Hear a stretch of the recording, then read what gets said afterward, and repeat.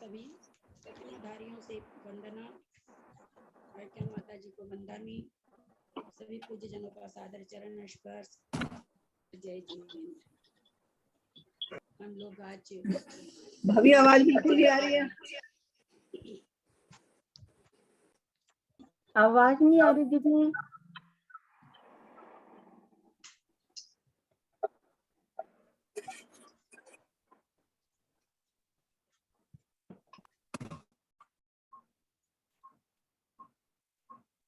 हम लोग सभी आज, आवाज आई क्या? आवाज आ रही है? बिल्कुल आई है। दीदी। थोड़ी अभी ठीक आई है।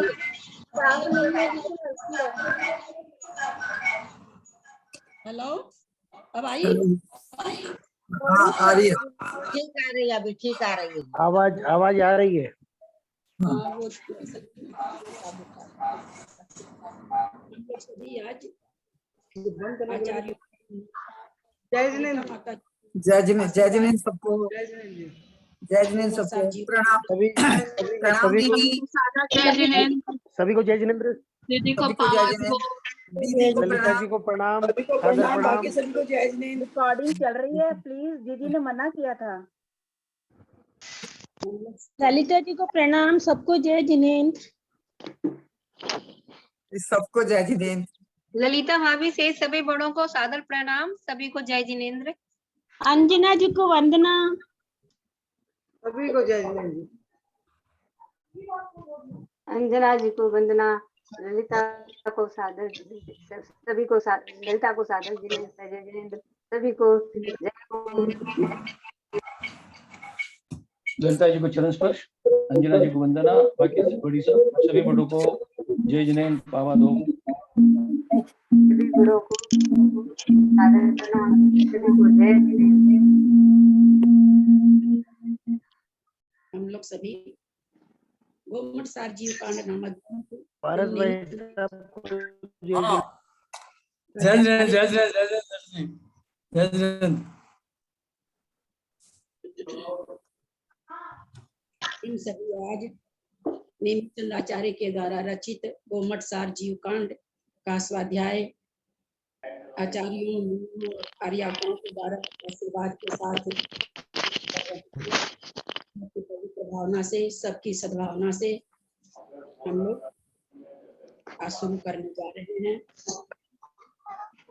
ये किसके निमित्त से हुआ, क्यों हुआ, ये सबको पता है। थोड़ा सा का नाम जीव कांड क्यों है, इसके ऊपर थोड़ा सा हम लोग प्रकाश डालें। कुछ भी बोलने के पहले आप लोगों से मैं जो भी बोलूंगी आश्रया प्रकाश लिया सारिका जी छाबड़ा जी के द्वारा सुना हुआ विवेचन और आचार्य प्रणीत ग्रंथों को पढ़कर के ही मेरा विवेचन होगा। पुस्तकों को मैं पढ़ती भी नहीं हूँ, मेरे पास विवेचन भी नहीं है। उसका विवेचन करते हुए उनकी वाणी को मैं अपने शब्दों में ढालते हुए बोलूंगी। मेरे से कुछ वाणी गलत हो सकता है, क्षय क्षण की कमी से अथवा ज्यादा अगर मुझसे गलत बोला जाए, माँ जिन सभी की बातों में गलत मुझे क्षमा करेंगे।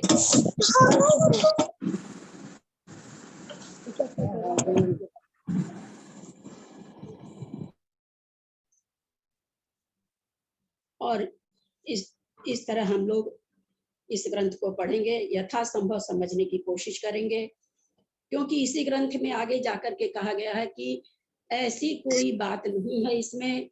आचार्य खुद इसमें कहेंगे आगे जाके, ऐसा कुछ भी वर्णन नहीं है।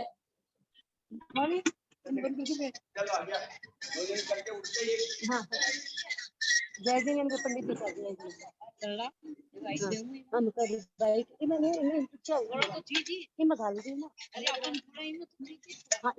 कर लीजिए अपने आप को। सरला भाभी म्यूट करो अपने आप को। आचार्य खुद इसमें आगे बताएंगे कि ऐसा कुछ नहीं है इसमें जो हम लोगों के द्वारा न समझा जाए।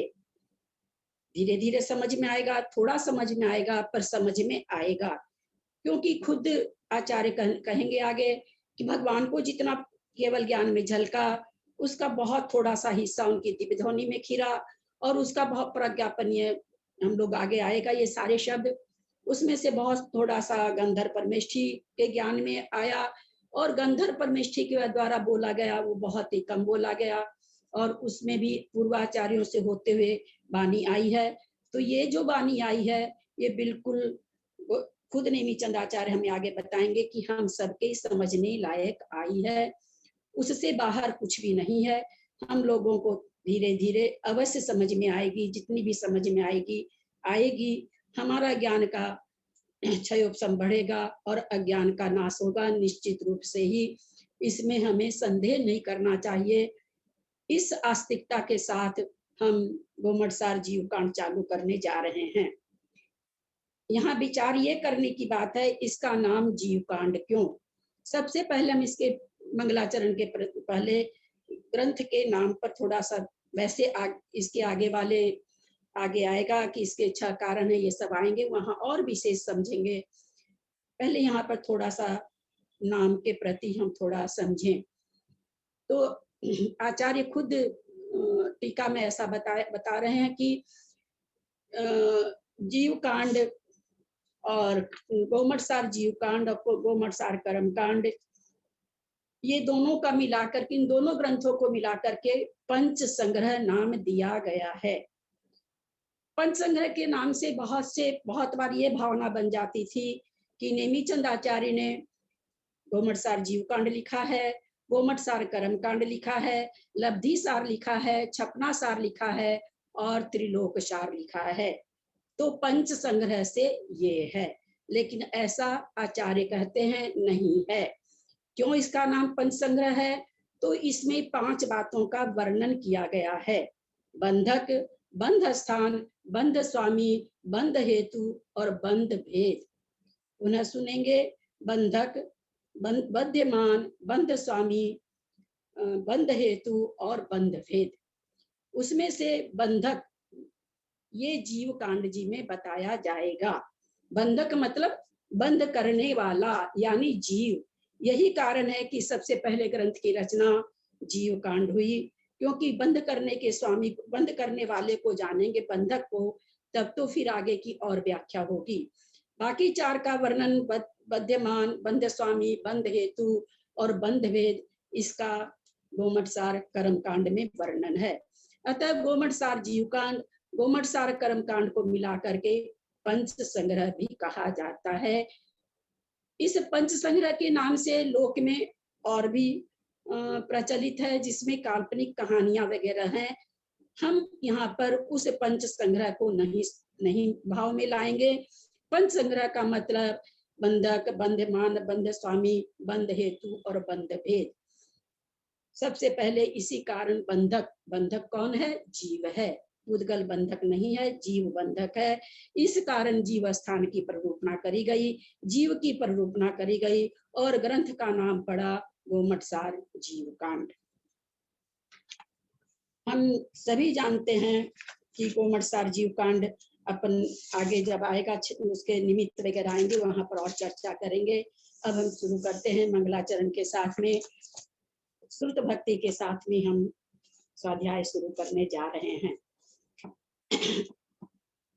अर्थ मध्याह्न के आचार्य वंदना क्रिया पूर्वाचार्य अनुक्रमेण सकल कम छय्यार्थ भाव पूजा बदनास्तव श्री श्रुत भक्ति कायोत्सर्गम करोम्यहम। कायोत्सर्ग करें।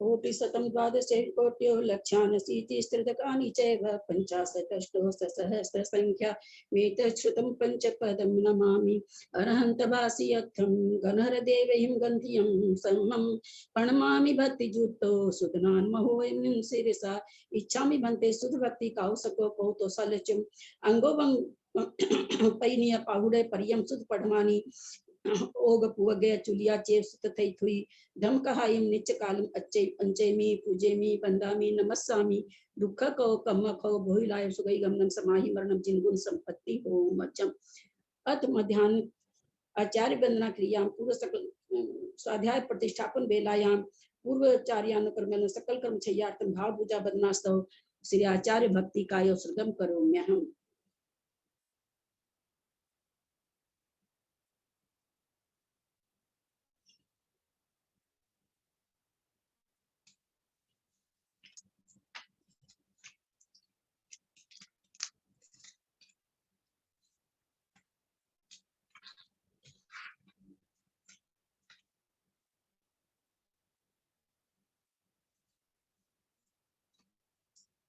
श्रुति जल्दी पारगेभ्य स्वपरमत विभावना पटुमतिभ्य सुचरित तपोनिधिभ्यो नमो गुरुभ्यो गुण गुरुभ्य 36 गुण सम्मग्गे पंच विहाचार करण संग्रीसे शीशानुग्रह कुशले तमारिये सदा वंदे गुरु भक्ति संजमे नय तरंती संसार सायरं घोरं छिन्नन्ति अट्ठकं जन्मन मरणं न पावन्ति ये नित्यं व्रत मंत्र होम निरता ध्यानाग्रिहोत्राकुला सटकर्मा विरतास्तपोधन धनः साधु क्रिया साधव शील प्रावरणा गुण प्रहरणा चंद्रार्कते ज्योतिका मोक्ष द्वार कपाट पाटन भटा प्रीणन्तु मां साधव गुरु पान्तु नो नित्यं ज्ञान दर्शन नायकः चारित्रण गंभीरा मोक्ष मार्ग उपदेश का इच्छा में बनते आयरी भक्ति का सब कौतो सालित सबनम संदस्त संचर चित्तान पंच व्याचारण आयरियानम आयरादि सुदनान उपदेशयानम वज्जायनम क्रियन गुणपालनयानम सब शाहनम नित्यकालम मंचेमी पूजेमी बंदामी नमस्सामी दुख को कम को भोइलाओ सुगई गमनम समाहि मरणम जिनगुण संपत्ति हो मज्जम। ओम नमः सिद्धेभ्य ओम नमः सिद्धेभ्य ओम नमः सिद्धेभ्य ओकारं बिंदु संयुक्तं नित्यं ध्यायन्ति योगिनः कामदं मोक्षदं चैव ओंकाराय नमो नमः अविरल शब्दगणोग प्रक्षालन सकल भूतल कलंका मुनि विरूपासि तीर्था सरति धरति न दूरितम् अज्ञानतिमिरान्धानां ज्ञानाञ्जन शलाकया चक्षुरुन्मीलितं येन तस्मै श्री गुरुवे नमः। श्री परम गुरुवे नमः। परमप्राचार्य गुरुभ्यो नमः। सकल कुलस विध्वंसकं शेषां परिवर्धकं धर्म संबंधकं भव्य जीवन प्रतिपोधकारकं पुण्य प्रकाशकं पापनाशकं इदं शास्त्रम श्री गोमट सर जीवकांड नाम दिया अस्य मूल ग्रंथ करता श्री सर्वज्ञ देवा सदुत्तर ग्रंथ करता श्री गंधर देवा प्रति गंधर देवा देवा तेषां वचन अनुसार तम आशाद्य पूज्य श्री नेमि चंद्राचार्य ने विरचित इदं शास्त्रम श्रोता रह सावधानतया शृण्वन्तु। मंगलम भगवान वीरो मंगलम गौतमो मुनि मंगलम कुंद कुंदादो जय धर्मस्तु मंगलम सर्वमंगल मांगल्यम सर्वकल्याणकारकम प्रधानम सर्वधर्माणां जयनम जयतु शासनम सरस्वती नमस्तुभ्यं वरदे कामरूपिणी विद्यारंभं करिष्यामि सिद्धिर्भवतु मे सदा। द्वादशं जिह्वानी माता की जय।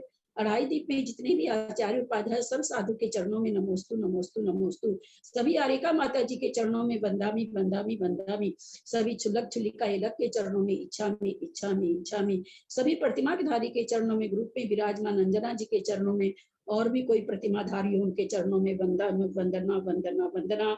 ग्रुप में विराजमान पूज्य बाबूजी नेमीचंद भाई साहब उमराव भाभी और भी जो पूज्य जन है सबका सादर चरण स्पर्श।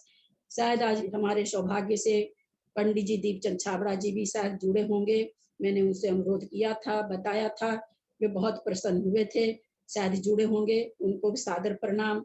ग्रुप में सभी के प्रति सादर जय जिनेन्द्र। मंगलाचरण अपने करते हुए सभी को उच्चारण करेंगे मंगलाचरण का अपने ऑफ रखते हुए। सिद्धम सुधम प्रणमीय जिनिंद वर्णेमि चंद्रमकलंकम गुणरयन भूषण उदयम जीवस्य परुवणम गोच्छम। मंगलाचरण मैं समझती हूँ काफी लोगों को याद होगा क्योंकि हम लोगों ने पिछले दिनों अलौकिक गणित पढ़ी थी 14 धाराएं पढ़ी थी उसमें यही मंगलाचरण था तो जरूर बहुत लोगों को याद होगा। और जिनको नहीं याद है रोज बोल के कोशिश करेंगे। रोज सबको मंगलाचरण अपने में बोलना है जोर से बोलना है अपने को म्यूट रखते हुए। चले मंगलाचरण की ओर। सिद्धम शुद्धम पहले सामान्य से अर्थ करते हैं, फिर विशेष से अर्थ हम समझेंगे। पहले शब्दों का शब्दार्थ देखते हैं। सिद्धम शुद्धम प्रणमीयम, सिद्ध शुद्ध प्रणमीय प्रणाम करके। जिनेन्द्रवर जिनेन्द्रों में श्रेष्ठ। नेमी चंद, नेमी माने नेमीनाथ, चंद्र माने चंद्रमा के समान।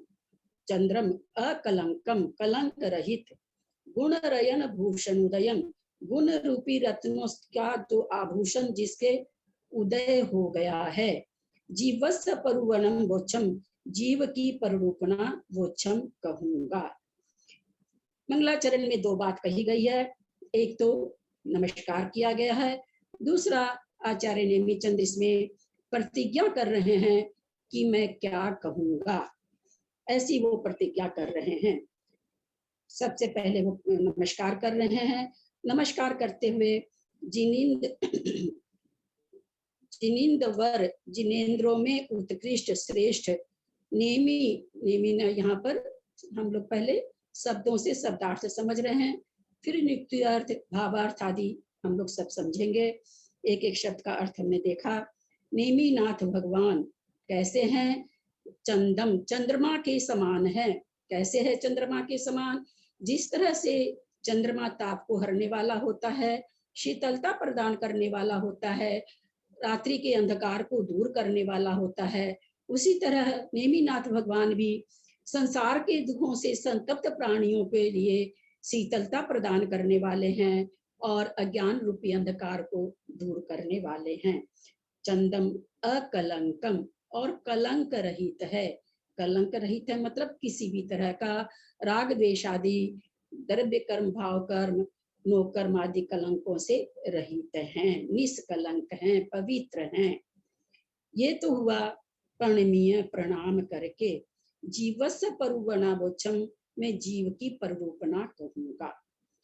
अब आगे जो शब्द आया है सिद्धम शुद्धम गुणरयन भूषणोदयम, ये जीवस्य परूपणम वोच्छम, जीव की परूपना के लिए ये तीन विशेषण यहाँ पर आए हैं। जीव की परूपना कैसी है? यहाँ पर आचार्य हमें उद्बोधन दे रहे हैं। सिद्ध है, शुद्ध है, और गुण रूपी रयन के आभूषण के उदय से सहित है। हम समझें कैसे? परूपना, जीव की परूपना सिद्ध है। सिद्ध एक तो हमारे जो सिद्ध परमेष्ठी है वो सिद्ध। एक सिद्ध का मतलब यहाँ स्वतः सिद्ध। बोला मैं जो जीव की परूपना कहने जा रहा हूँ उसको मैंने नहीं बनाया है, मैंने उसको उत्पन्न नहीं किया है, वो स्वयं सिद्ध है, परंपरा से चलती आ रही है। जिस तरह से कहते हैं कि जीव जीव है, जीव की सिद्धि ऐसा नहीं है कि जीव सिद्ध है। ये सिद्धता किसी आदिनाथ भगवान ने की हो या महावीर भगवान ने की हो, ऐसा नहीं है। अनादिकाल से जीव स्वयं सिद्ध है। उद्गल परमाणु का अस्तित्व है, ये स्वयं सिद्ध है। किसी तीर्थंकर के उपदेश से इसकी सिद्धि नहीं हुई है। तो उसी तरह से यहाँ आचार्य कह रहे हैं मैं कोई नई चीज नहीं बताने वाला हूँ। जो सिद्ध है, जो पहले से अनादिकाल से चली आ रही है परंपरा से, सिद्धम माने सिद्ध है। क्या सिद्ध? जीव की परूपना, मैं उसी का व्याख्यान करूंगा जो सिद्ध है, यानी स्वयं सिद्ध है, कोई नई हमने उसको नहीं बनाई है। शुद्धम, जो शुद्ध है। सिद्धम के बाद जो शुद्ध है, जीव की परूपना कैसी है? तो कहते हैं ये शुद्ध है, ये कोई राग द्वेष से भरी हुई नहीं है, और ये किसी भी नौकर्म आदि से आवृत होकर के इसकी परूपना नहीं की जा रही है। जीव की जो परूपना है जैसी की जैसी यहाँ कही जा रही है, जैसी दिव्य ध्वनि में आई है वैसी की वैसी। क्या होगा इस जीव की परूपना से? क्यों तीसरा विशेषण दे रहे हैं? गुण रयन भूषण उदयन। गुण का मतलब यहाँ पर सम्यक्त गुण, सम्यक्त गुण रूपी रत्न जिसका आभूषण है, उसका उदय किसको होगा? उसका उदय मतलब मोक्ष की प्राप्ति। गुण रयन भूषण के उदय से क्या होगा? मोक्ष की प्राप्ति होगी। तो बोला वो किसको होती है? किसके द्वारा? बोले जीव के द्वारा होती है। उसी जीव की परूपना हम इसमें कहेंगे, ऐसा कहा जा रहा है। वैसे यह इस मंगलाचरण में बहुत ही गहन अर्थ छिपा हुआ है। सम्यक ज्ञान चंद्रिका में तो टीकाकार ने यहाँ तक कहा कि इसमें पंच परमेष्ठी का भी को भी नमस्कार है, सिद्ध को भी नमस्कार है, नेमी चंद्र भगवान को भी नमस्कार है, 24 तीर्थंकर को भी नमस्कार है और नेमी चंद आचार्य को भी नमस्कार है। नेमी चंद आचार्य नहीं कह रहे हैं कि मैं अपने को नमस्कार कर रहा हूँ, टीकाकार का ये कहना है। उन्होंने इसे अर्थ शब्दों में से अर्थ निकाल करके ऐसा अर्थ दिया है। यहाँ तक कि अध्यात्म ग्रंथों में तो इसे आत्मा को नमस्कार भी बतलाया गया है। कैसे कहा गया है? अकलंकम, कम का मतलब आत्मा लगाया गया है। आत्मा को, अकलंक आत्मा को प्रणमीय नमस्कार करके ऐसा अध्यात्म ग्रंथों में इसका गहन अर्थ किया गया है। छोटा सा 2 पंक्ति का ये मंगलाचरण अपने आप में बहुत अधिक अर्थों को समाया हुआ है। जितना आचार्यों का चिंतन चलता है उतना अर्थ संभावित हो जाता है। तो इस मंगलाचरण में आगम से भी अर्थ है, अध्यात्म से भी अर्थ है, वर्तमान योग से भी है, द्रव्यान योग आदि से इस मंगलाचरण का अर्थ निकाला जाता है, जिसको हम विशेष अर्थ कह सकते हैं। इस तरह से हमने सामान्य से शब्दों को समझा। अब हम इसका जो रत्नचंद जो विशेषार्थ कर रहे हैं उसको देख रहे हैं। गाथार्थ जो सिद्ध हैं, शुद्ध हैं, अकलंक हैं, जिनके गुण रूपी रत्नों के भूषणों का उदय रहता है, ऐसे जिनेन्द्रवर श्रेष्ठ नेमी चंद्र भगवान को नमस्कार करके नेमी चंद्राचार्य में जीव की परिरूपणा कहता हूँ। इस प्रथम गाथा में ग्रंथकर्ता श्री नेमी चंद्राचार्य ने इष्ट देव को नमस्कार करके जीव परिरूपणा के कथन की प्रतिज्ञा की है। ऐसा कहा जाता है नेमी नाथ भगवान को नमस्कार इसमें आचार्य ने किया है, क्योंकि चंद्रगिरी पर्वत पर, जो कि बाहुबली, जिनको मुक्तेश्वर बाहुबली में पहाड़ पर है, वहीं पर इसकी रचना हुई थी। इस कारण इस गाथा में उन्होंने उनके सामने बैठ के रचना की है। अतः उनको नमस्कार करके ही इस ग्रंथ को की शुरुआत उन्होंने की है। ग्रंथ की शुरुआत क्यों हुई है, ये आगे जब कारण आएंगे उसमें हम विशेष चर्चा करेंगे। अभी मंगलाचरण पर चल रहे हैं। जो कृत्य हैं अतः सिद्ध हैं, द्रव्य भाव रूप घातिया कर्मों से रहित हैं अतः शुद्ध हैं, क्षुदादि 18 दोषों से रहित हैं अतः अकलंक हैं। अनंत ज्ञानादि गुण रूप रत्नों की प्रकटता होने से गुण रत्न भूषणोदय है। उन नेमिनाथ भगवान को नमस्कार करके, ये तो सीधा शब्दार्थ के हिसाब से अर्थ दिया। अब आगे और बता रहे हैं। घातिया कर्म के नाश से प्रकट अनंत ज्ञान आदि नव केवल लब्धि रूप अनुपम ऐश्वर्य से सहित होने से जो जिनेन्द्र हैं, अर्थात जिनकी ज्ञान प्रभा से तीनों लोक और तीनों काल व्याप्त है, तीर्थ रूपी रथ का प्रवर्तन करने में जो नेमी माने धुरा के समान है। विशेषार्थ का मतलब वही होता है, अलग अलग चिंतन से अर्थ निकालना। अलग अलग शब्दों का, एक शब्दों के कई अर्थ होते हैं, उन सारे तरह से जितने भी अर्थ हो सकते हैं उसके हिसाब से उसका अर्थ निकालना। यहाँ नेमी का अर्थ धुरा निकाल करके अर्थ कर रहे हैं। तीनों लोकों के नेत्र कमलों को विकसित करने में जो चंद्र के समान है, ऐसे जिनेन्द्र श्रेष्ठ चतुर्विशंति तीर्थंकर समुदाय को, चतुर्विशंति में आ गए, कर्म रूपी पर्वतों को भेदन करने वाले जिन हैं, उनमें इंद्र प्रधान इंद्रभूति गौतम गंधर के वर यानी गुरु श्री वर्धमान स्वामी को नमस्कार करके, जो नेमी चंद्र भी हैं, क्योंकि शिष्यों को अविनाशी पद पर ले जाने के लिए वे नेमी हैं, तथा चंद्रवत विश्व तत्व प्रकाशक होने से चंद्र भी हैं। इस तरह वर्धमान स्वामी भी ही नेमी चंद्र हैं। युक्ति अर्थ निकाल रहे, युक्ति से सारे अर्थ निकाल रहे हैं। उन्हें नमस्कार करके अथवा साध्य को सिद्ध कर लेने से जो सिद्ध हैं, ज्ञानावरण आदि 8 प्रकार के द्रव्य भाव रूप कर्म से रहित हैं अतः शुद्ध हैं। परवादियों द्वारा अल्पित दोषों का अभाव होने से जो अकलंक हैं, सम्यक्तादि 8 गुणों के प्रकट हो जाने से जो गुण रतन भूषण हैं, तथा वे सिद्ध जिनेन्द्रवर नेमी चंद्र भी हैं। कर्म जेता जिन परमय परम ऐश्वर्य शोभित इंद्र, वर उत्कृष्ट नेमी, ज्ञान चंद्र, परम सुख भोक्ता, वर नेमी, उत्कृष्ट ज्ञानी, सभी विशेषण सिद्धों के हैं। ऐसे सिद्धों को नमस्कार करके, तो हम लोगों ने देखा भी इतनी सी दूर में, सिद्धों को नमस्कार बता दिया, 24 भगवान को नमस्कार बता दिया, और नेमीनाथ भगवान को नमस्कार बता दिया। इस तरह से इस विशेषार्थ में अभी हमने देखा कि इन तरह से उन्होंने युक्ति से अर्थ निकाला है। इस गाथा की 3 चरण मंगल रूप हैं, क्योंकि इसमें जिनेंद्र देवों के गुणों का कीर्तन किया गया है। जिनेंद्र देव के कीर्तन से विघ्न नाश को प्राप्त होते हैं, कभी भय उत्पन्न नहीं होता, दुष्ट देवता आक्रमण नहीं कर सकते, निरंतर इच्छित अर्थ की सिद्धि होती है, तथा प्रारंभ किए गए किसी भी कार्य के आदि मध्य और अंत में मंगल करना चाहिए, क्योंकि निर्विघ्न कार्य सिद्धि के लिए जिनेंद्र गुण कीर्तन रूपी मंगल आवश्यक है। मंगल 2 प्रकार का है, निबद्ध मंगल, अनिबद्ध मंगल। निबद्ध मंगल ग्रंथ की आदि में ग्रंथकर्ता द्वारा मंगल सूप गाथा की रचना स्वयं करके जो इष्ट देवता को नमस्कार किया जाता है, वो निबद्ध मंगल है। मतलब जो ग्रंथ रचना करने के पहले ग्रंथ रचनाकार के द्वारा जो मंगलाचरण बनाया जाता है, वो निबद्ध करना माने बनाना, बद्ध करना, जोड़ना। तो ये जो किसी भी ग्रंथ में जो मंगलाचरण लिखा रहता है, उन्हीं आचार्य के द्वारा वो मंगलाचरण बनाया रहता है, तो कहते हैं इसको निबद्ध मंगल कहेंगे, क्योंकि उन्हीं आचार्य के द्वारा बनाया गया है।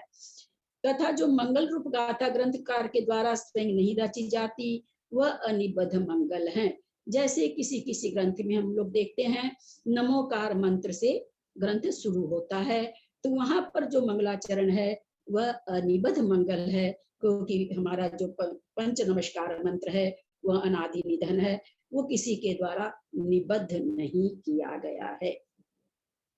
इस गोमटसार जीवकांड ग्रंथ के आदि में जो मंगल रूप गाथा है वह निबद्ध मंगल है, क्योंकि इष्ट देव को नमस्कार रूप यह गाथा स्वयं ग्रंथकर्ता द्वारा रची गई है। शंका, इस गोमटसार जीवकांड ग्रंथ के आदि में जो यह मंगल रूप गाथा है वह निबद्ध मंगल है। शंका, ग्रंथ स्वयं मंगल रूप है या अमंगल रूप? यदि ग्रंथ स्वयं मंगल रूप नहीं है तो वह ग्रंथ भी नहीं कहा जा सकता।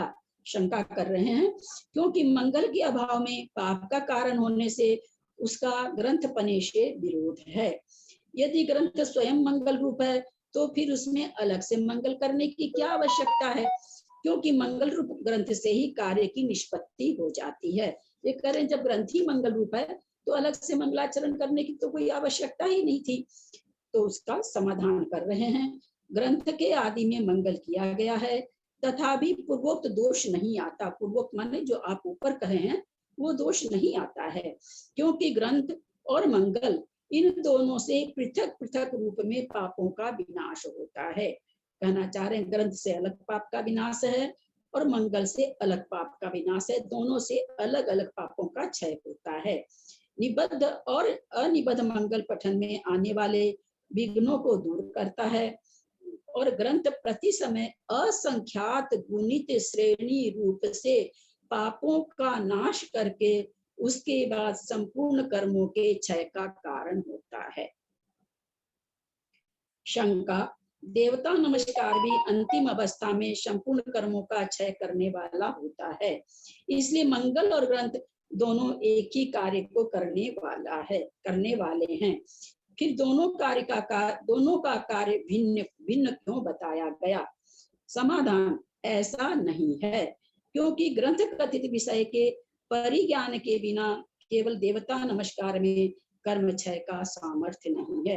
क्या कहना चाह रहे हैं कि चूंकि मंगलाचरण में इन्होंने मंगलाचरण में 2 चीज कही गई थी, एक तो नमस्कार किया गया, एक नेमी चंद्राचार्य ने प्रतिज्ञा ली कि मैं क्या कहने वाला हूँ।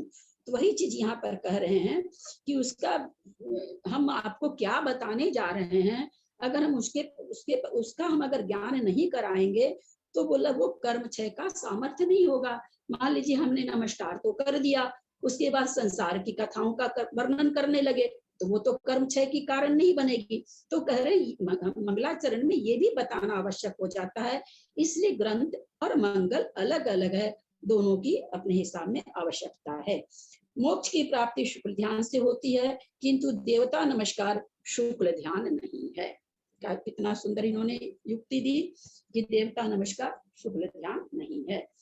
यद्यपि इस गाथा में देवता नमस्कार मंगल किया गया है, तथापि ताल प्रलंब सूत्र के देशामर्शक होने से मंगलादि 6 अधिकारों का परूपण करता है, कहा भी है। ताल प्रलंब मुझे भी नहीं ध्यान आ रहा। देशामर्शक उसे कहते हैं जब आचार्य लोग ग्रंथ की रचना करते हैं। ये देशामर्शक शब्द हमने सबसे पहली बार आचार्य श्री सुविधि सागर जी महाराज जब धवला ग्रंथ 4 का स्वाध्याय करा रहे थे, उनके मुख से सुना था, उन्हीं से समझा था। तो सूत्र रूप में निबद्ध करते हुए बहुत से सारी चीज सूत्र में नहीं आ पाती है, तो वहां पर कहते हैं वो देशामर्शक माने उसको वहां पर जो समझाया जाता है उसको देशामर्शक, ऐसा मुझे याद आ रहा है। हो सकता है कुछ मुझे ध्यान में कम हो, मैं इसको आज पुनः देख पाई तो कल और इसको ताल प्रलंब और देशामर्शक का हम लोग कल पुनः इस पर प्रकाश डालेंगे, समझेंगे। आगे की गाथा जो आ रही है वो शायद इसकी जीवकांड जी की नहीं है, क्योंकि इसमें नंबर नहीं है। इसमें केवल वो बताना चाह रहे हैं कि हाँ भाई क्या क्या शास्त्र का व्याख्यान कब करें, कैसे करें। परिमाण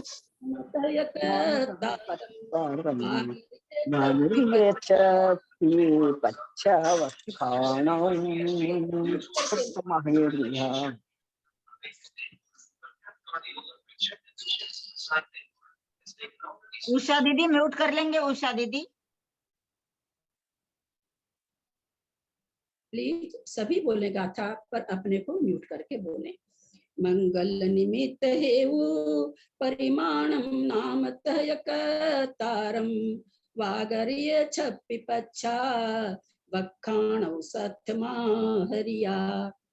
शब्दार्थ समझे हम लोग। मंगल निमित्त हेतु परिमाण नाम और कतारम कर्ता।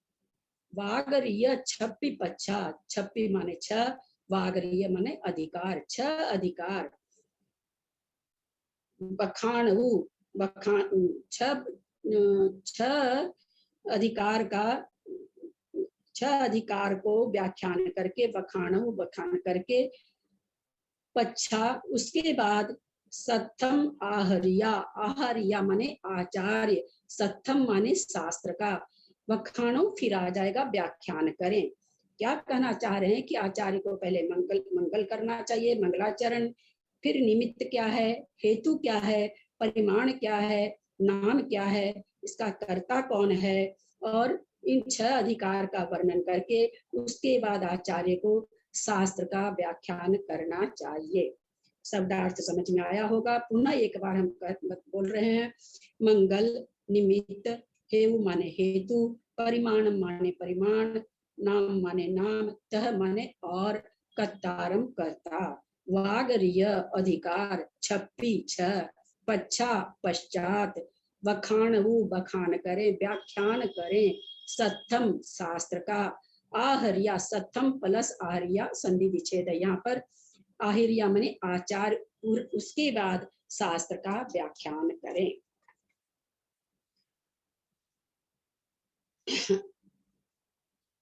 यहाँ पर 6 अधिकार बताए गए, मंगल निमित्त हेतु परिमाण नाम और कर्ता। उसके बाद कहते हैं 6, इसके करने के बाद में आचार्य को व्याख्यान करना चाहिए शास्त्र का। मंगल रूप तो है ही है शास्त्र, क्योंकि ऐसे भी हम मंगल को हम ऐसे समझें, इसमें जो आचार्य नेमीचंद आचार्य ने जो रतनलाल जी ने जो व्याख्या की है हम पढ़ते हैं, पहले थोड़ा सा हम लोग ऐसे समझ लेते हैं। कहीं भी हम जाते हैं तो नमोकार मंत्र को जप करके उसको हृदय में बैठा करके हम जाते हैं। क्यों जाते हैं?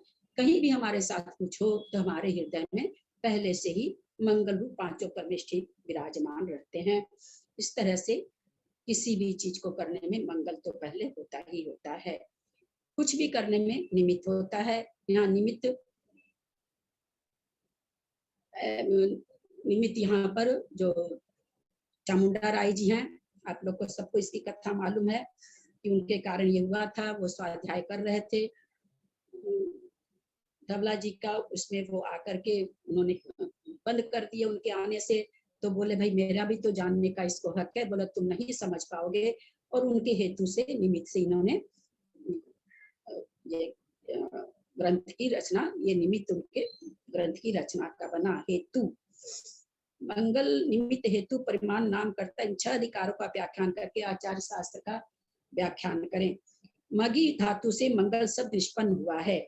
मंगल का निरुक्ति अर्थ जो मंगल मल का गालन करे, घात करे, दहन करे, नाश करे, शोधन करे, विध्वंस करे, वह मंगल है। द्रव्य और भाव मल के भेद से मल 2 प्रकार का है। द्रव्य मल भी 2 प्रकार का, बाह्य द्रव्य मल, अंतर द्रव्य मल। पसीना धूल आदि बाह्य द्रव्य मल है। कठिन रूप जीव प्रदेशों से बंधे हुए प्रकृति स्थिति अनुभाग और प्रदेश भेदों से विभक्त ज्ञानावरण आदि 8 प्रकार के कर्म अभ्यंतर द्रव्य मल है। हम लोग का समझा हुआ, समझने की कोई खास चीज नहीं है। अज्ञान और अदर्शन आदि परिणाम भाव मल है। इस प्रकार मल को जो गालन करे, विनाश करे, ध्वंस करे, वह मंगल है। मंग शब्द सुखवाची है, उसे जो लाभे प्राप्त करे वह मंगल है। मंगल पुण्य पूत पवित्र प्रशस्त शिव भद्र और सौख्य इत्यादि मंगल के पर्यायवाची नाम हैं। प्राचीन आचार्यों ने अनेक शास्त्रों में भिन्न भिन्न शब्दों का मंगल रूप अर्थ कहा है। अथवा यदि एक शब्द के प्रकृति विषय समझ में न आवे तो दूसरे शब्दों द्वारा समझ सके, इसलिए यहाँ मंगल रूप अर्थ के पर्यायवाची अनेक नाम कहे गए हैं। कोई शब्द ऐसा होता है जो स्वाभाविक होता है, प्रकृति रूप से होता है, और उसका अर्थ नहीं समझ में आता है, तो आचार्य यहाँ पर कह रहे हैं कि उसका कई बार उसके पर्यायवाची शब्द आने से हमें उस शब्द का अर्थ पता चल जाता है। जीव मंगल है, किंतु सभी जीव मंगल रूप नहीं है, क्योंकि द्रव्यार्थिक नय की अपेक्षा मंगल पर्याय से परिणत जीव की और पर्यार्थिक नय की अपेक्षा केवल ज्ञान आदि पर्यायों को मंगल मानना है। किस कारण से मंगल उत्पन्न होता है? जीव के औदैक और औपशमिक आदि भावों से मंगल उत्पन्न होता है। औदैक भाव मंगल का कारण कैसे हो सकता है? पूजा भक्ति एवं अनुव्रत महाव्रत आदि प्रशस्त राग रूप औदैक भाव और तीर्थंकर प्रकृति के उदय से उत्पन्न औदैक भाव मंगल के कारण है। यहाँ पर क्या प्रश्न किया? आप औपशमिक बोलते हो कि मंगल है, तो समझ में आता है, क्योंकि औपशमिक भाव मोहनीय कर्म के उपशम से होता है, अच्छाई भाव तो क्षय से होता है। तो बोले ये तो समझ में आता है कि औपशमिक भाव आदि तो मंगल रूप है, पर औदैक को आप कैसे बता सकते हैं कि मंगल रूप है? तो उन्होंने बताया कि पूजा भक्ति आदि या अनुव्रत महाव्रत ये सब क्या औदैक भाव है। जब परिणाम विशेष होता है, संजलन कषाय का उदय होता है, तो महाव्रत होता है। तो ये कहते हैं औदिक भाव मंगल के कारण। आज कोई सकल व्रत लेते हैं, महाव्रत लेते हैं, तो मंगल स्वरूप हो जाते हैं हमारे पंच परमेष्ठी। तो इसलिए कह रहे हैं कि अनुव्रत महाव्रत से जो औदिक भाव है वो भी यहाँ पर मंगल रूप है। जीवों में मंगल कब तक रहता है? नाना जीवों की अपेक्षा मंगल सर्वदा रहता है। एक जीव की अपेक्षा अनादि अनंत, सादि अनंत और शादी शांत रहता है। ये हम लोग पहले समझ चुके हैं, फिर भी थोड़ी व्याख्या कर इसमें बताए हैं। क्या इसमें बताए हैं? शायद नाना जीवों की अपेक्षा मंगल हमेशा ही तीनों काल में मंगल रूप जीव पाए जाएंगे। साधु भी पाए जाते हैं, आरिका माता जी भी पाई जाते हैं, देशव्रती भी पाए जाते हैं, चौथे गुण स्थानवर्ती भी जीव पाए जाए। ऐसा कोई काल नहीं होगा यहाँ नहीं पाए जाते, पर विदेश क्षेत्र में हमेशा पाए जाते हैं। तो कहते हैं कि अगर नाना जीवों की अपेक्षा देखा जाए तो मंगल हमेशा ही लोक में पाया जाता है, परंतु एक जीव की अपेक्षा देखें तो कह रहे हैं अनादि अनंत, शादी अनंत और शादी शांत रहता है। एक जीव के अनादि काल से अनंत काल तक मंगल कैसे संभव है? तो कह रहे हैं कि अनादि शांत और शादी अनंत ये सब बोले, ये तो समझ में आ रहा है, पर अनादि का आदि अनंत कैसे एक जीव को हो सकता है? समाधान, द्रव्यार्थिक नय की मुख्यता से जीव अनादि काल से अनंत काल तक सर्वथा एक स्वभाव से अवस्थित है। अतः मंगल में भी अनादि अनंतपना बन जाता है। यहाँ क्या घटाना चाह रहे हैं?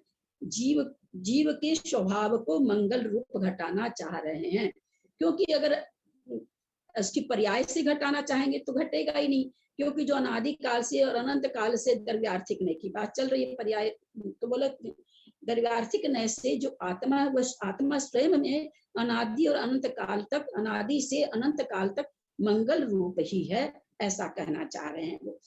इस प्रकार जीव को मिथ्या दृष्टि अवस्था में भी मंगल पने की प्राप्ति हो जाएगी, क्योंकि जब शुरू से ही अनादिकाल से किसी जीव को आप मंगल कह रहे हैं तो अनादिकाल से तो सभी जीव निगोद से निकल रहे हैं, सभी जीव मिथ्या दृष्टि हैं, तो आप तो मिथ्या दृष्टि जीव को मंगल कह रहे हैं। समाधान, यह कोई दोष नहीं, क्योंकि यह इष्ट है। कारण कि जीवत्व का अभाव होने से मिथ्यात्व, अवृत्ति एवं प्रमाद आदि को मंगलपना प्राप्त नहीं हो सकता। बोले बिल्कुल आप ठीक कह रहे हैं, लेकिन इसमें कोई ये नहीं हम जीव को मंगल कह रहे हैं, जीव तो मंगल स्वरूप ही है, क्योंकि अगर जीव ही नहीं रहे तो मिथ्यात्व, अवृत्ति, प्रमाद आदि कैसे मंगल पर क्या नाम है सो आदि को मंगलपना प्राप्ति नहीं हो सकता है, क्योंकि इसका सद्भाव कहाँ? जीव में तो है ना, जीव के बिना तो इनका सद्भाव ही नहीं है, तो मंगल रूप तो जीव ही हुआ, पर्याय तो शरीर तो हुआ नहीं। तो वही ये कहना चाह रहे हैं कि इस तरह से देखा जाए तो सभी जीव अनादिकाल से मंगल रूपी है। जीव, यहाँ जीव को ले रहे हैं, द्रव्य को ले रहे हैं, पर्याय को नहीं ले रहे हैं, द्रव्य से बता रहे कि द्रव्य से तो सारे जीव मंगल रूप ही हैं, प्रत्येक जीव मंगल रूपी हैं, चाहे वो निगोद हो, अभव्य हो, दूरानुभव्य हो, कोई भी हो, द्रव्य तो सबकी, आत्मा तो सबकी मंगल रूप ही है। मंगल स्वरूप तो जीव ही है, और वह जीव केवल ज्ञान आदि अनंत धर्मात्मक है, और वो जो जीव मंगल उसी में ये सारे धर्म पाए जाते हैं, केवल दर्शन, केवल ज्ञान आदि या जितने भी छायिक भाव आदि सब तो जीव में ही पाए जाते हैं, अतः जीव मंगल रूप है। शंका, केवल ज्ञानावरण आदि कर्म बंधन की संसार दशा में मंगलीभूत केवल ज्ञान आदि का सद्भाव कैसे संभव है? बोला कर्म बंधन रहते हुए जीव के केवल ज्ञान का कैसे आप सद्भाव बता रहे हैं? केवल ज्ञानावरण जिस जीव के हम लोग जैसे हैं, हम लोग को केवल ज्ञानावरण का एकदम पूरा सर्वघातीय स्पर्धकों का उदय है, तो हम लोगों में कैसे आप सद्भाव बता सकते हैं? तो कह रहे हैं कर्मों के द्वारा आवृत होने वाले केवल ज्ञान आदि का सद्भाव न माना जाएगा, तो आवरण करने वाले केवल ज्ञान वर्ण आदि का भी सद्भाव सिद्ध नहीं होगा। कहते कर्मों के आवृत होने वाले कर्म से जो आवृत हो रहा केवल ज्ञान, अगर हम उसको केवल ज्ञान को नहीं माने तो फिर आवृत कहाँ से? कोई जैसे किसी कमरे में प्रतिमा है और वहां हमने पर्दा लगा दिया, तो हम कहते भाई पर्दा लग गया इसलिए प्रतिमा नहीं दिख रही है, तो इसका मतलब प्रतिमा है, पहले प्रतिमा है तब तो पर्दा से नहीं दिख रही है। वही चीज यहाँ समझाना चाह रहे हैं कि केवल ज्ञानावरण हम जो मान रहे हैं, तो केवल ज्ञानावरण कैसे फिर माने? इसका मतलब केवल ज्ञान है, उसके ऊपर आवरण है, ये तभी तो माना जाएगा जब केवल ज्ञान पहले से है तब। अगर केवल ज्ञान है ही नहीं तो केवल ज्ञान आवरण कहाँ से मानने की कोई मतलब नहीं बनती है, उसकी तो जरूरत ही फिर नहीं रहती है। छद्मस्त जीव के ज्ञान दर्शन अल्प होते हैं, अतः वह मंगल स्वरूप नहीं हो सकते। फिर ये उठा रहे हैं कि भाई आप सब जीव को मंगल रूप कह रहे हैं, छद्मस्त जीव यानी 12वें गुण स्थान तक के जीव सभी छद्मस्त हैं, तो वो मंगल रूप कैसे हो सकते हैं? समाधान, नहीं, क्योंकि छद्मस्थों में पाए जाने वाले एक देश ज्ञान दर्शन में यदि मंगल पने का अभाव माना जाएगा, तो संपूर्ण अवयव रूप ज्ञान दर्शन को भी अमंगल प्राप्त हो जाएगा।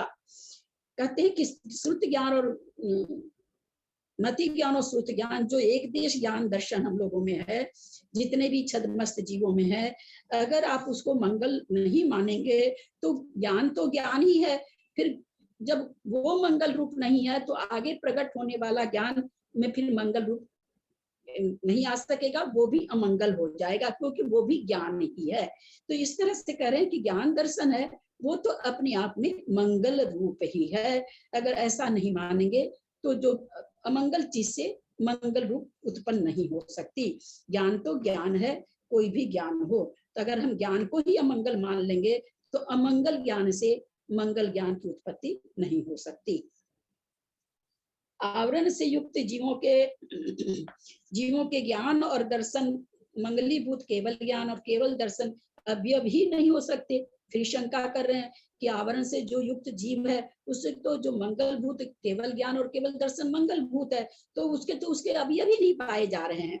अवयव का मतलब समझ रहे हैं ना, जैसे जिस चीज से जो चीज बन, जैसे कपास से कपड़ा बनता है, तो कपास ही नहीं रहेगा तो कपड़ा कहाँ से बनेगा। तो इनका ये कहना है कि जो आवरण से युक्त जीव है उनके ज्ञान और दर्शन जो मंगलभूत ज्ञान दर्शन है, केवल दर्शन केवल ज्ञान, उसके यहाँ अवयव ही नहीं है, वो चीज ही नहीं है जिससे वो बने, तो फिर हो नहीं सकते। तो आप कैसे कहते हैं? समाधान, ऐसा कहना ठीक नहीं है, क्योंकि केवल ज्ञान केवल दर्शन से भिन्न ज्ञान और दर्शन का सद्भाव नहीं पाया जाता है। क्या कहना चाह रहे हैं कि ज्ञान तो ज्ञान है, ज्ञान जब ज्ञान और दर्शन कहा गया तो ज्ञान एक ज्ञान और एक दर्शन। अब उस दर्शन में हम भेद प्रभेद कर रहे हैं तब और भेद प्रभेद हो रहा। वास्तव में है क्या? पांचों ज्ञान मिलकर के है तो ज्ञान ही, 9 दर्शन मिलकर के हैं तो दर्शन ही। तो वो ये कहना चाह रहे हैं कि भाई है तो ज्ञान और दर्शन ही। अगर आप इसको केवल दर्शन को और केवल ज्ञान को ज्ञान और दर्शन से भिन्न मानेंगे तो फिर ये उसका सद्भाव ही नहीं होगा। इसलिए कह रहे हैं सद्भाव ही नहीं पाया जाएगा। केवल ज्ञान केवल दर्शन से अतिरिक्त मत, फिर शंका कर रहे हैं, मति ज्ञान आदि ज्ञान और चक्षु दर्शन आदि दर्शन तो पाए जाते हैं, इनका अभाव कैसे किया जाता है? समाधान, उस ज्ञान और दर्शन संबंधी अवस्थाओं की मति ज्ञान आदि और चक्षु दर्शन आदि नाना संज्ञाएं हैं। ये कह रहे हैं कि आप जो कह दिए कि केवल दर्शन और केवल ज्ञान का अवयव अगर नहीं रहेगा तो और भी ज्ञान नहीं रहेंगे। तो कह रहे हैं कि केवल ज्ञान और केवल दर्शन से मति ज्ञान आदि चक्षु दर्शन आदि तो अलग चीज है, आप उसका अभाव कैसे करते? उसका थोड़ी अभाव होगा। हम तो ये कह रहे हैं कि केवल ज्ञान केवल दर्शन का अभाव होना चाहिए, आपने तो पूरे दर्शन का और ज्ञान का अभाव कर रहे हैं, ये थोड़ी घटेगा। तो वो उस पर कह रहे हैं कि ये जो ज्ञान और दर्शन 9 प्रकार के दर्शन और 5 प्रकार के ज्ञान है, ये कोई अलग अलग नहीं है, ये ज्ञान और दर्शन। आवाज कटने लगी आपकी आवाज कटने लगी है बहुत ज्यादा। हाँ भाभी आपकी आवाज कटने लगी आपकी बहुत ज्यादा। नहीं कट रही हमारे नहीं कट रही है, आ रही है बिल्कुल मेरा प्रॉपर नेट मेरा प्रॉपर चल रहा है। जिनके यहाँ प्रॉब्लम होगी उनकी हमारे भी साफ आ रही है, सही आ रही है आवाज। तो ये कहना चाहिए, यहाँ पर फिर तर्कना दे रहे हैं कि भाई आप जो कह रहे हो केवल ज्ञान केवल दर्शन नहीं होना चाहिए, उसके अवयव ही नहीं होना चाहिए, तो इन्होंने तर्कना दी कि भाई ऐसा नहीं हो सकता। तो फिर उन्होंने तर्कना दी कि उन्होंने कहा कि अगर हम केवल ज्ञान और केवल दर्शन के उसमें अवयव नहीं पाएंगे तो ज्ञान और दर्शन का ही अभाव हो जाएगा। तो फिर उन्होंने कहा कि मति ज्ञान और श्रुति ज्ञान, मति ज्ञान श्रुति ज्ञान जो और ज्ञान है, चक्षु दर्शन आदि ये तो पाए ही जाते हैं केवल दर्शन और केवल ज्ञान से अलग, आप इसका अभाव क्यों कर दिए? आपने केवल ज्ञान और केवल दर्शन को बताने के लिए आपने इनका अभाव कर दिया, तो इनका तो अभाव होता नहीं है। तो फिर वो कहते हैं समाधान में, भाई ज्ञान तो ज्ञान है, दर्शन तो दर्शन है, ये अलग अलग अवस्था है। जैसे बहुत सारे जीवों को 2 ज्ञान पाए जाते हैं, किन्हीं जीव को 3 ज्ञान पाए जाते हैं, पर है तो ज्ञान ही, ज्ञान की अवस्था है। जैसे कोई मैट्रिक पास किया तो मैट्रिक पास है, किसी ने इंटर किया तो इंटर पास है, किसी ने बीए किया तो वो बीए पास है। तो पास तो सब एक एक स्टेप बढ़ा हुआ जरूर है, पर है सबके पास ज्ञान, सभी ने पढ़ाई की है, सभी ने परीक्षाएं पास की है। तो वही आचार्य यहाँ पर कह रहे हैं, जो ज्ञान और दर्शन है ये अलग अलग अवस्था है। ज्ञान की अलग अवस्था, मति ज्ञान एक अवस्था है, अवधि ज्ञान एक अवस्था है, एक मन पर्याय ज्ञान अवस्था है और केवल ज्ञान अवस्था है। उसी तरह से दर्शन की भी अलग अलग अवस्था है। अतः ये ज्ञान गुण की अवस्था है, दर्शन गुण की अवस्था है। अर्थात ज्ञान गुण की अवस्था विशेष का नाम मति आदि और दर्शन गुण की अवस्था का विशेष का नाम चक्षु दर्शन है। मतलब विशेष अवस्था का नाम है। एक इंद्रिय को कह देते हम क्या, केवल अचक्षु दर्शन है। पंचेंद्रिय को चक्षु दर्शन अचक्षु दर्शन दोनों है। तो क्या एक विशेष अवस्था हुई, एक इंद्रिय, पंच इंद्रिय, तीन इंद्रिय, दो इंद्रिय, एक ये जीव की विशेष अवस्था है। उस अवस्था को लेकर के हम दर्शन घटाते हैं। तो ये अवस्था पर्याय विशेष से ये अवस्था घट रही है। इसका ये मतलब नहीं है कि जो जीव में ज्ञान दर्शन वाला गुण है वो उसमें नहीं है, उसका अभाव जीव में नहीं होता। पर्याय विशेष से इसकी जो प्रकटपना है उसमें अंतर आता है, ऐसा समझा रहे हैं। शंका, केवल ज्ञान केवल दर्शन के अंकुर रूप छद्मस्तों के ज्ञान और दर्शन को मंगलपना प्राप्त होने पर मिथ्या दृष्टि जीव भी मंगल संज्ञा को प्राप्त होता है, क्योंकि मिथ्या दृष्टि जीव में भी वे अंकुर विद्यमान हैं। मतलब तब तो फिर केवल ज्ञान केवल दर्शन के अंकुर तो मिथ्या दृष्टि के भी विद्यमान है, निगोदिया के सभी आत्मा में विद्यमान, सभी जीव में, सभी आत्मा में सारे ज्ञान विद्यमान है।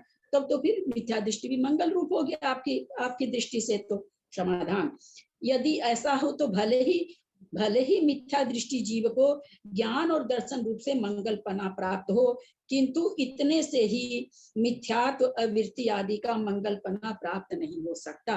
कहते हम जीव को मंगल कह रहे हैं, उसमें जो जीव का जो जितना भी ज्ञान और दर्शन है, जो भी जितना दर्शन है, हम उसके हिसाब से उस जीव को मंगल कह रहे हैं, न कि हम उसमें मिथ्यात्व और अवृत्ति आदि को मंगल कह रहे हैं कि अवृत्ति मंगल है, मिथ्यात्व मंगल है। हम मिथ्यात्व और उसकी पर्याय विशेष को मंगल नहीं कर रहे हैं।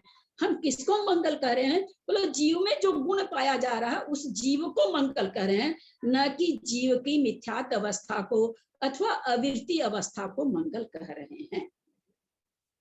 कोई प्रश्न है तो कर सकते हैं।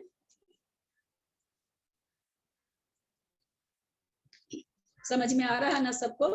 कोई कठिन, अभी कठिन तो कुछ नहीं है ऐसा। बहुत अच्छे से समझ में आ रहा है दीदी, बहुत अच्छे से समझ समझ में आ रहा है, बहुत अच्छे से आ रहा है, बहुत अच्छे से। अब पुनः शंका उठा रहे हैं, मिथ्या दृष्टि जीव सुगति को प्राप्त नहीं होते, क्योंकि सम्यक दर्शन के बिना मिथ्या दृष्टियों के ज्ञान में समीचीनता नहीं पाई जाती।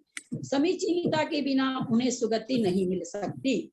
बिना फिर मिथ्या दृष्टियों के ज्ञान और दर्शन को मंगलपना कैसे हैं?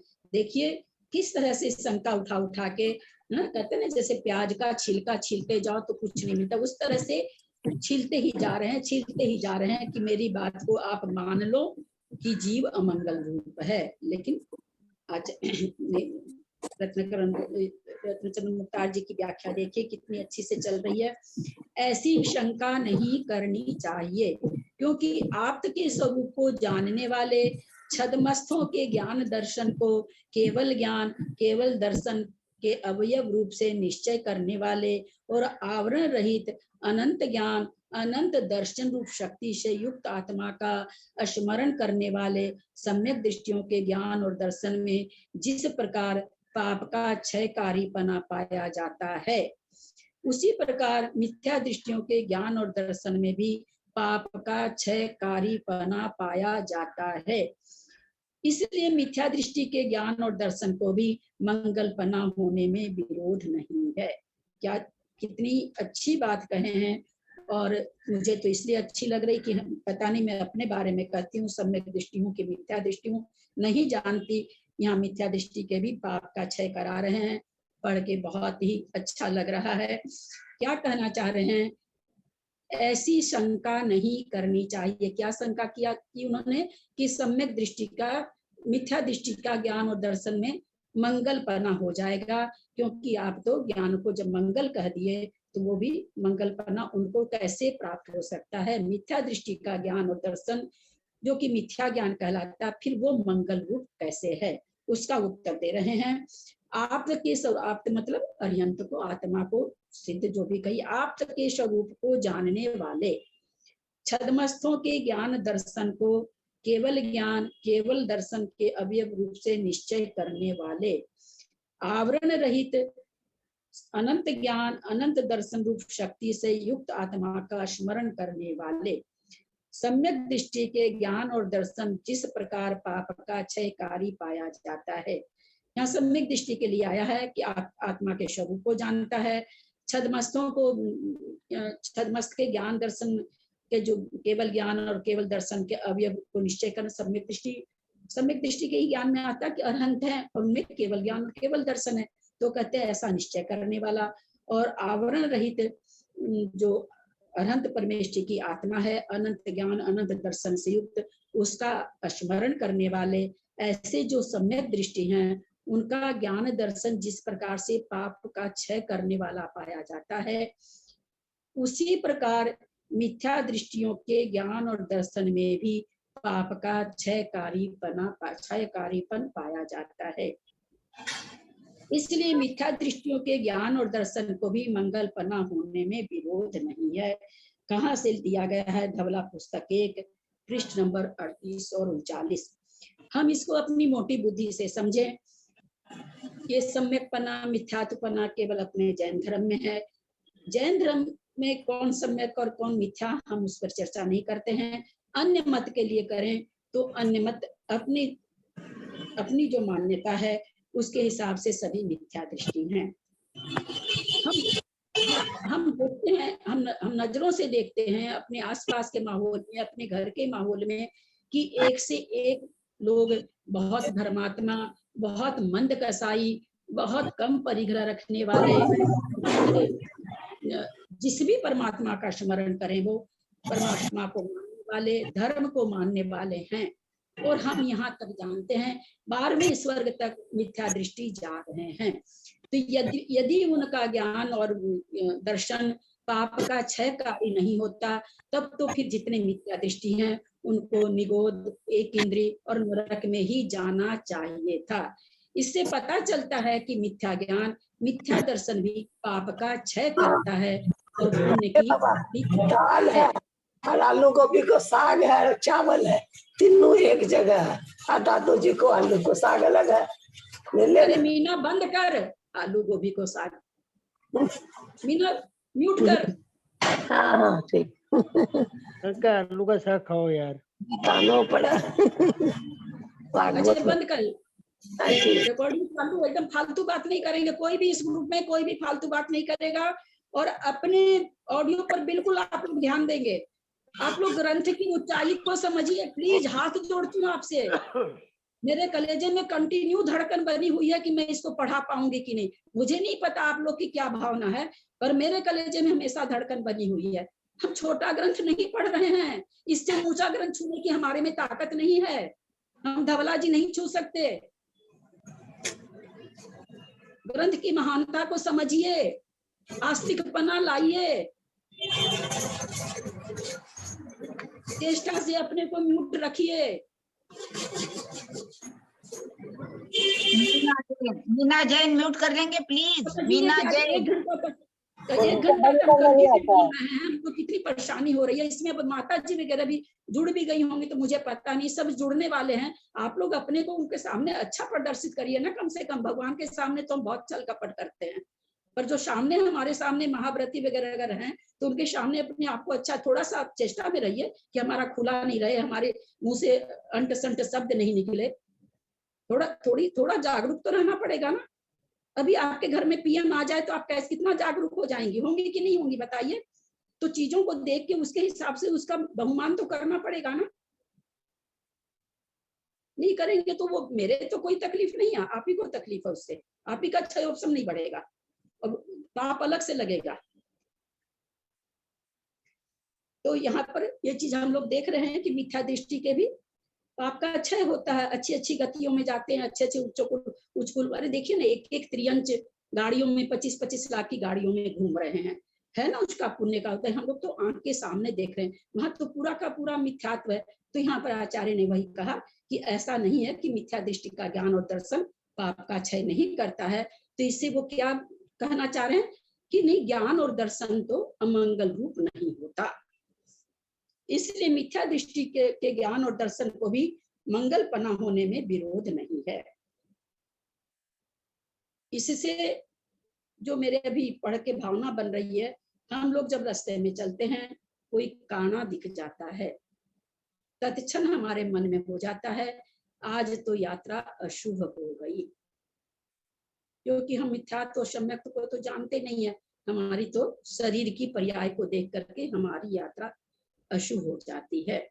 देखिए आचार्यों की महानता, निगोदिया जीव के ज्ञान और दर्शन को भी मंगल रूप बता रहे हैं, क्योंकि मिथ्या दृष्टि वो भी है। तो किसी भी पर्याय के अंदर रहने वाली आत्मा को जब हम देखना चालू कर देंगे, तो कोई काना हमारे सामने आए, कोई लंगड़ा हमारे सामने आए, अगर हमारी दृष्टि ये बन जाएगी इसमें भी एक मंगल रूप आत्मा का निवास है, तो हमारा, मैं ये नहीं कहती हूँ कि मैं आप लोगों से अलग हूँ, मैं आप लोगों से हर मामले में नीची ही होंगी, लेकिन ऐसा हम लोगों में होता है। मैं अपने को भी संबोधन कर रही हूँ कि हमें जब ऐसी दृष्टि कभी पड़े तो हमें पर्याय पर दृष्टि नहीं डाल करके, उसकी आत्मा भी मंगल रूप है। हमें नेमी चंदाचार्य के द्वारा ये हमको देशना मिल रही है, तो हम छोटी छोटी चीजों को अपने में बदलने की कोशिश करते चले जाएं। एक दिन छोटी छोटी कोशिश बहुत बड़ी कोशिश बन जाती है। जो आत्मा वर्तमान में मंगल पर्याय से युक्त तो नहीं है, किंतु भविष्य में मंगल पर्याय से युक्त होगी, उसके शक्ति की नो आगम भावी द्रव्य मंगल की अपेक्षा मंगल अनादि अनंत है। नो आगम भावी द्रव्य मंगल हम लोग कर्मकांड जी में बहुत अच्छा से कर्णन योग में समझे थे। नो आगम मतलब शरीर, भावी द्रव्य, जो द्रव्य के लिए कहा गया था, क्या भूत और भविष्य की पर्याय को द्रव्य कहा जाता था और वर्तमान पर्याय को भाव कहा जाता था। तो वहां पर कहते हैं कि जो उसमें शक्ति है भविष्य में मंगल रूप से प्रकट होने से, मंगल पर्याय से युक्त होने की, उस शक्ति जो अभी प्रकट नहीं है, द्रव्य रूप से वो शक्ति उसमें है, इस अपेक्षा से वह जीव गया है। अनादि मंगल अनादि और अनंत है, अनादि से वो मंगल उसमें है और अनंत काल तक, जब तक वो जीव का कभी विनाश तो होगा नहीं, अनंत काल तक रहेगा, तो वो अनंत काल तक मंगल है। रत्नत्रय को धारण करके कभी भी नष्ट नहीं होने वाले रत्नत्रय के द्वारा ही प्राप्त हुए सिद्ध के स्वरूप को हमें अपेक्षा नैगम्य से मंगल सादि और अनंत है। रत्नत्रय के द्वारा जो प्राप्त कर लेते हैं, तो चूंकि रत्नत्रय प्रकट हुआ है इसलिए शायद वो मंगल प्रकट हुआ हमको। रत्नत्रय रूपी मंगल अनादिकाल से किसी जीव में नहीं पाया जाता है, इसलिए वो शादी हो गया और मंगल रूप जो प्रकट हो गया है रत्नत्रय रूप, वो कभी भी नष्ट नहीं होगा, इसलिए अनंत है। अर्थात रत्नत्रय की प्राप्ति से शादीपना, रत्नत्रय प्राप्ति के अनंतर सिद्ध स्वरूप की जो प्राप्ति हुई है उसका कभी अंत आने वाला नहीं है। इस प्रकार दोनों धर्मों को विषय करने वाले नैगम्य की अपेक्षा मंगल अनादि और अनंत है। नैगम्य को क्यों दिया गया? नैगम्य तीनों काल की पर्यायों को बताता है। वर्तमान नैगम्य, भूत नैगम्य, भावी नैगम्य। भूत नैगम्य से वो अनादिकाल से तो पर्याय दृष्टि से, अनादिकाल से तो केवल ज्ञान स्वरूप नहीं होने से, रत्नत्रय स्वरूप नहीं होने से वो अनादि से नहीं कहा जा सकता, रत्नत्रय उसको बाद में प्रकट हुआ है, इसलिए भूत नैगम्य से तो वो अनादिकाल से ये था, लेकिन वर्तमान नैगम्य से वो शादी हो गया, उसने रत्नत्रय को प्रकट कर लिया। भावी नैगम्य के हिसाब से ये हमेशा बना रहेगा, इसलिए अनंत है। इसलिए नैगम्य की अपेक्षा से इन्होंने यहाँ पर घटा के बताया है। सम्यक दर्शन की अपेक्षा मंगल सादी शांत समझना चाहिए। जिसका जघन्य काल अंतर्मुक्त है, उत्कृष्ट काल कुछ कम 66 सागर प्रमाण है। ऊपर में जो उन्होंने बताया वो रत्नत्रय की प्राप्ति से बता रहे हैं, नीचे जो सादी और शांत बता रहे हैं सम्यक दर्शन की अपेक्षा। छायोग से सम्यक दर्शन की अपेक्षा यहाँ पर बताया जा रहा है। जघन्य से वो अंतर्मुक्त रहता है और उत्कृष्ट से कुछ कम 66 सागर। उत्कृष्ट काल कुछ कम 66 सागर, आप लोग का विषय दोहराया जाए इसलिए यहाँ पर यह प्रश्न है, कुछ कम 66 सागर कैसे बनेगा, क्यों बनेगा, पूरा 66 सागर क्यों नहीं बन रहा है? सहायक शब्द की प्राप्ति करनी हो तो थोड़ा सा कम करना पड़ेगा ना समय हमको। सहायक शब्द की प्राप्ति करानी हो शब्द सबक से तो थोड़ा कम करना पड़ेगा ना, तो 66 सागर की बात आ जाएगी, कम करने की बात आती है।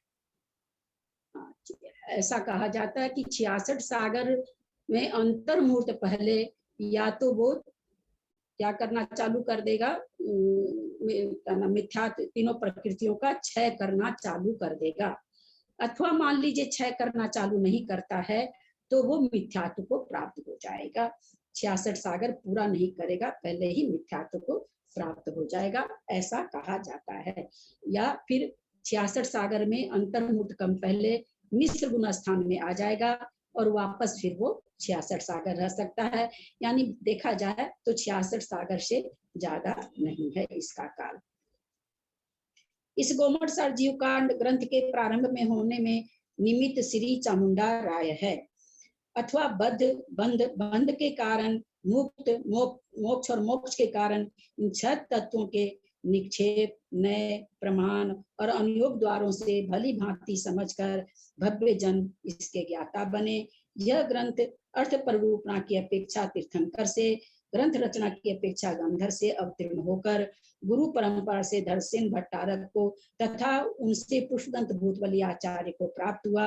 इन्हीं आचार्य द्वय के सठखंडागम और वीरसेन आचार्य की धवला टीका में श्री नेमिचंद सिद्धांत चक्रवर्ती आचार्य को प्राप्त हुआ। ऐसा कहते हैं। धवल पुस्तक 9, जय धवल पुस्तक 16, जय धवल पुस्तक 16 और 7 महाधवल, इस तरह से 39 पुस्तकों को नेमिचंद आचार्य ने गोमटसार जीवकांड, गोमटसार कर्मकांड में समाहित कर दिया है, ऐसा आचार्यों का कहना है। दीदी इसको फिर से बताइए दीदी। धवला की 16, महाधवला की 16 और जय धवला की, ये फिर से बताइए। धवल पुस्तक 16 है, 16 भाग है। धवल पुस्तक जय धवल पुस्तक 16 भाग है और महाधवल 7 भाग है। तो 16 16 32 और 7 39 पुस्तकों का निचोड़ निकाल करके नेमिचंद आचार्य ने चामुंडा राय जी के निमित्त से हम लोगों को प्राप्त हुआ। गोमटसार जीव कांड और गोमटसार कर्म कांड की अपेक्षा से। तो वो यहाँ पर कह रहे हैं कि भाई यहाँ पर आचार्य कह रहे हैं मैंने कुछ अर्थ प्ररूपणा तो तीर्थंकर से है, ग्रंथ रचना की अपेक्षा गंधर से अवतीर्ण होकर गुरु परंपरा से धरसेन आदि आचार्य के द्वारा, फिर धरसेन आचार्य ने पुष्पदंत भूतबली को दिया और फिर उनके द्वारा सठखंडागम वगैरह होते हुए वीरसेन आचार्य के द्वारा धवला जी वगैरह लिखी गई। ऐसे करते हुए नेमिचंद आचार्य इसको यहाँ तक लाने में समर्थ हुए हैं। इस सिद्धांत ग्रंथ के अध्ययन का साक्षात हेतु अज्ञान का विनाश, असम्यक ज्ञान की उत्पत्ति, देव मनुष्य आदि के द्वारा निरंतर पूजन का होना, प्रति समय असंख्यात गुणित रूप से कर्मों की निर्जरा होना कहा है। देखिए कितनी चीजों का हेतु 2 प्रकार के होते हैं, एक तो प्रत्यक्ष हेतु और एक परोक्ष हेतु। यहाँ प्रत्यक्ष हेतु को बताया जा रहा है कि प्रत्यक्ष में हमें क्या प्राप्त होगा। प्रत्यक्ष हेतु का मतलब जो हमको अनुभव होगा, हम समझ पाएंगे कि हाँ ऐसा हुआ है, उसको प्रत्यक्ष हेतु कहते हैं। अप्रत्यक्ष हेतु तो वो होगा जो हमको नहीं पता चलेगा, वो होगा जरूर पर हमें उसका अनुभव नहीं हो पाएगा। यहाँ प्रत्यक्ष हेतु में कह रहे हैं अज्ञान का विनाश। तो हमको कुछ ऐसा नहीं है कि हम जो भी सुनते हैं, अगर हम 100 शब्द सुनते हैं तो किसी को 4, किसी को 6, किसी को 20 अवश्य ही याद होते हैं, तो उतना हमारा अज्ञान का विनाश हुआ। और सम्यक ज्ञान रूपी सूर्य की उत्पत्ति होती है, क्योंकि सूर्य की उत्पत्ति होने से ही अज्ञान का विनाश होता है, अंधकार का विनाश होता है, तो सम्यक ज्ञान की उत्पत्ति हुई। दूसरा फायदा ये हुआ। तीसरा कहते हैं देव मनुष्य आदि के द्वारा निरंतर पूजा का होना। कैसे पूजा होती है, 6 ढाला में हम लोग पढ़ चुके हैं कि सम्यक दृष्टि को तो देवता लोग भी पूजते हैं। तो इस तरह से जब सिद्धांत ग्रंथ का अध्ययन करते हुए देवता लोग भी उनकी पूजा करते हैं।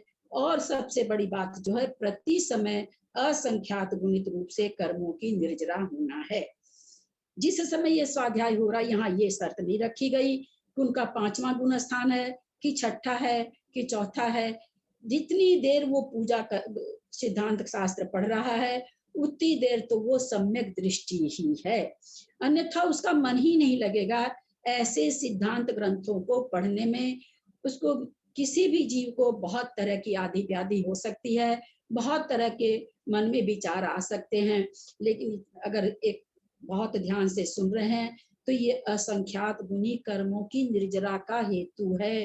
और हमें क्या चाहिए, हम क्यों पचड़े में पड़े, हम क्या हैं क्या नहीं है। हमें तो जो इतने बड़े आचार्य कह रहे हैं उस पर आस्तिक्य पना रख करके, आस्तिक्य पने से जो चीज नहीं होनी रहती है वो भी हो जाती है।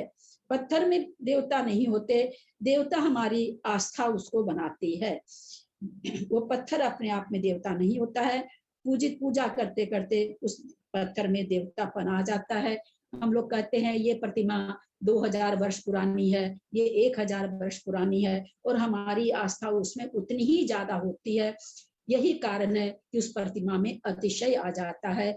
हमारी श्रद्धा ही अतिशय उत्पन्न कराने में सक्षम है, वरना पत्थर तो पत्थर है। शिष्य प्रति शिष्य आदि के द्वारा निरंतर पूजा जाना परंपरा प्रत्यक्ष हेतु है। हमने किसी और से सुना, हम उनका बहुमान करते हैं, कोई हमसे आप लोग सुन रहे हैं, आप लोग मेरा बहुमान करते हैं, आप और किसी को सुनाएंगे वो आपका बहुमान करेंगे, तो कहते हैं ये सब भी जो बहुमान प्रकट करना है, आदर प्रकट करना है, वो भी प्रत्यक्ष हेतु है, क्योंकि हमें पता चल रहा है। और कहते परोक्ष हेतु कौन सा है, तो कहते हैं अभ्युदय सुख 19 श्रेयस सुख की प्राप्ति परोक्ष हेतु है। परोक्ष जिसको हम जान नहीं पाते हैं, अभ्युदय सुख से कहते हैं निरंतर संसार के सुखों में वृद्धि होना, जैसे इंद्र बन जाना, चक्रवर्ती बन जाना, सौधर्म इंद्र बन जाना आदि, ये जो अभ्युदय सुख कहलाते हैं, निरंतर पद ऊंचे ऊंचे पदों की प्राप्ति होना, ये अभ्युदय सुख है। और निःश्रेय सुख मोक्ष सुख को कहते हैं। इस तरह से परोक्ष हेतु इन सिद्धांत शास्त्रों को पढ़ने का क्या है, तो अभ्युदय सुख है। अभ्युदय सुख से फिर निःश्रेय सुख की प्राप्ति होती है। ऐसा आचार्य यहाँ पर हेतु बताया, निमित्त बताया, मंगल बताया। अब कल हम इसके आगे और पढ़ेंगे कि कितना परिमाण है इसका, कितने हैं परिमाण में, द्रव्य परिमाण, अक्षर परिमाण आदि सब हम विशेष तरह से, इसमें क्या है मुझे पता नहीं है, पर हम लोग इसका बहुत विशेष तरह से जानेंगे। अक्षर परिमाण क्या है अथवा भाव परिमाण कितना है, ये सारी चीजों का हम कल वर्णन करेंगे, क्योंकि 2:45 हो गई है। कोई प्रश्न है तो कुछ अगर मेरे से लगा हो कि मैं कुछ गलत बोल गई हूँ तो आप लोग मुझे बता सकते हैं। दीदी अगर ग्रुप में माता जी विराजमान है तो उनके मैं दर्शन करा दीजिए। देखती मुझे पता नहीं है, देखती हूँ माता जी हैं क्या। ललिता जय जिनेन्द्र। प्रणाम ललिता जी। उसी अवस्था में रहना। ललिता जी प्रणाम। ये निःश्रेय हाँ। सुख क्या होता है? ये मोक्ष सुख को निःश्रेय सुख, मोक्ष सुख को कहते हैं, मोक्ष सुख। ललिता जय जिनेन्द्र। छद्मस अवस्था मतलब उसी अवस्था उसमें रहना। हाँ 1 मिनट सरोज, 1 मिनट जरा सा देख रहे हैं माता जी जुड़ी हैं क्या। माता जी के पास है ना जो भैया जोड़ेंगे ना, वो अभी घर गए हुए हैं, तो शायद वो 6 तारीख को आएंगे, तब जोड़ेंगे माता जी। सभी 10 लक्षण के बाद अपने घर चले जाते हैं ना। क्या पूछ रही थी सरोज? छद्मस अवस्था मतलब उसी में रहना। छद्मस अवस्था जब तक केवल ज्ञान नहीं होता है ना, जब तक के जीव, सभी जीव छद्मस कहलाते हैं। एक इंद्रिय से निरोध से लेकर के 12वें गुण स्थान तक के जीव छद्मस्त कहलाते हैं। जैसे अपन भी छद्मस्त है। हाँ सभी। अपन क्या, मुनि महाराज भी छद्मस्त है। अपन तो कहीं पर है ही नहीं। मुनि महाराज हैं जो 10वें गुण स्थान में हैं, छपक श्रेणी चढ़ रहे हैं, जो अगले अंतर्मुहूर्त में मोक्ष चले जाएंगे, सिद्ध बन जाएंगे, वो भी जब तक 11वें 12वें गुण स्थान तक 12वें गुण स्थान तक छद्मस्त है। केवल ज्ञान जब प्रकट हो जाता है तब छद्मस्त बना खत्म होता है। छद्मस्त मतलब पूरी तरह से सारी चीजों का एकदम प्रत्यक्ष नहीं दिखना। जब तक सारी चीज प्रत्यक्ष नहीं दिखती है तब तक छद्मस्त कहलाते हैं। और प्रत्यक्ष सारी चीज कब देखती है? जब केवल ज्ञान हो जाता है तब। बहुत अच्छा लगा, बहुत ही अच्छा लगा आज तो।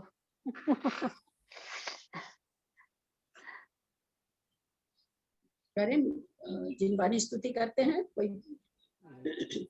दक्षमात्रा पदवाक्यहीनं मया प्रमादादि किंचनोक्तं तन्मे क्षमित्वा विदधातु देवी सरस्वती केवल बोधलब्धिं। बोधि समाधि परिणाम शुद्धि स्वात्मोपलब्धि शिव सौख्य सिद्धि चिंतामणिं चिंतित वस्तु दाने त्वं वन्दमानस्य ममास्तु देवी। जा वाणी के ज्ञान ते सुजे लोकालो सोवानी मस्तक चढ़ो सदा दे मुदो। हे जिनवानी भारती तो जपो दिन रैन जो तेरा शरणा कहे सो पावे सुख चैन। देव भजू अरहंत को गुरु से हो निर्ग्रंथ दया धर्म पालू सदा यही मोक्ष का पंथ। राजसन जिनवानी माता की जय। 9 बार नमोकार।